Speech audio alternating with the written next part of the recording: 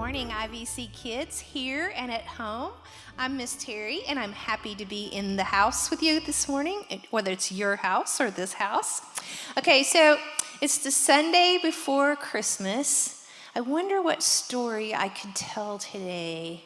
I know. I'm going to tell David and Goliath. That's one of my favorite.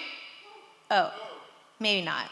Maybe I should stick with a Christmas story. But let me give you a little bit different picture than you might. Because I know you kids, you're way smarter than your parents. We know that.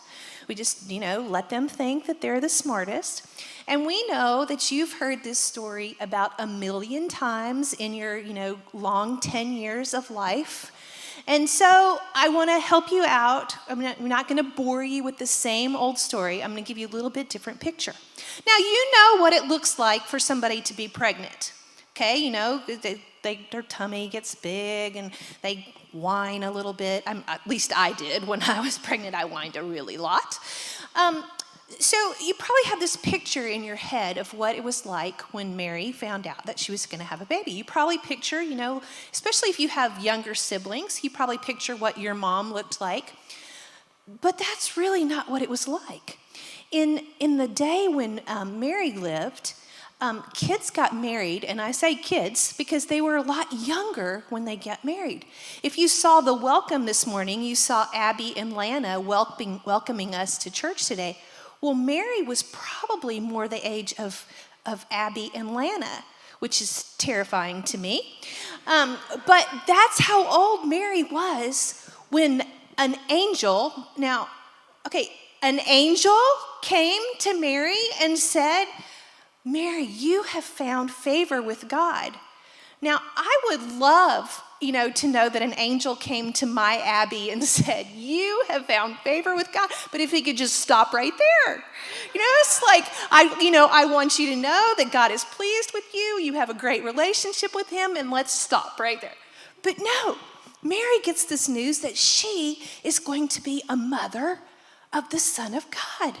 And she asks a very logical question. How? I'm not even married. I have this great hunk of man that I'm about to, I'm engaged to and about to get married, and you kind of got things out of order here. I don't understand. But so Mary was probably a 14, 15-year-old girl. This angel comes and talks to her and says, "You're going to have the Son of God." Well, the people of Israel have been waiting for centuries for this to happen. And it's finally going to happen.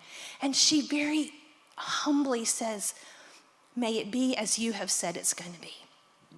So then she also, another thing that happened in that day. Now, some of your parents probably hopefully all of your parents filled out a census earlier this year. Because every 10 years in our country, they do a census, and that's how they count how many people are in the country. Well, they didn't have computers in Mary's day. They didn't even have the post office so you could mail it in. No, they had to go and fill out their census and be counted, and I have to add, pay their taxes. So Mary and Joseph had to go be counted, and they had to travel from Nazareth down to Bethlehem. Now let me give you a picture of what that's like. That would be like if Abby left our house in Pelham and walked to her grandmother's house in Montgomery. That's a long way to walk. Doesn't take long if you jump in the car, but unfortunately, Mary and Joseph had no car. We think they might have had a donkey, but we're not even really sure about that. So, pregnant Mary, walking 7 days, and it wasn't even flat, Okay, and then think about this. If it took 7 days, where did they sleep? When I was pregnant, it was hard for me to sleep in a bed or a chair. I don't think she had either one of those things, okay? So this was a rough trip for her. So they get there in Bethlehem, and guess what? There's a lot of other people in Bethlehem because everybody had to go be counted, and everybody had to do the census and pay their taxes. So where were they going to stay? We have these great pictures of these, very clean little stables with the quiet, peaceful little animals, beside them. And we think, yeah, that's where Jesus was born. But it's still, really, no. How many of you have a dog? I know some of you have dogs. Okay, and some of you have big dogs, okay? All right, picture your dog. He comes in. He's been running all over the yard. He goes up to the water bowl. And he's eating his food. And there's crumbs everywhere. Okay, now picture a bigger animal, whether it's a cow or a donkey, doing that exact same thing. Comes in, and then that's where you're going to put your baby, in the dog bowl.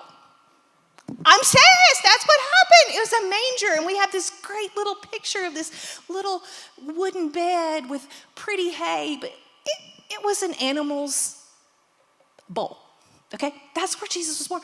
Now, why would God and Jesus do this? Love. See, just like we have some pictures of Christmas that may or may not be exactly how it happened, the children of Israel had this picture of God. Now, God knew them. He knew all about them. He knew where they were. He knew when they were going to mess up. He knew when they were going to ask forgiveness. He knew exactly what they were going to do, and he loved them. But the people of Israel didn't really know God. I mean, think about it. At this point, they hadn't heard any words from God for a couple of centuries, and all they knew was the stories, some of the same stories that we talk about in kids' church, you know, parting the Red Sea and David and Goliath. And they probably, to those kids, were just stories. They probably have lost kind of track of who God was. And God wanted us and the children of Israel to know him. So he came and he rocked the world. I mean, think about if all the stories we had were just the Old Testament stories. We didn't have any of the New Testament stories about Jesus and all the really cool things that he did and all the amazing ways he showed us how much he loved us. He had to come so we could know him. Because see, it's not about a list of rules. It's not about things you do and don't do and can't do and what kind of offerings you have to have and sacrifices. It's about love. And he came because he wanted us to know him. He wanted us to have those stories of him taking children in his arms and loving him. He wanted us to have those stories of people being healed and their lives being changed. And he's still changing our lives today because he loves us. So this week, when you and your family celebrate Christmas, that's some of the pictures I want you to have. Picture how much God loved you. He came to be our Savior, and he sacrificed his very life. He gave up the splendor of heaven to come live on earth so that we could know him and have a relationship with him. Share that with somebody this week. Think about that as Christmas. Jesus came and he loves you and he loves us. And that is a great story.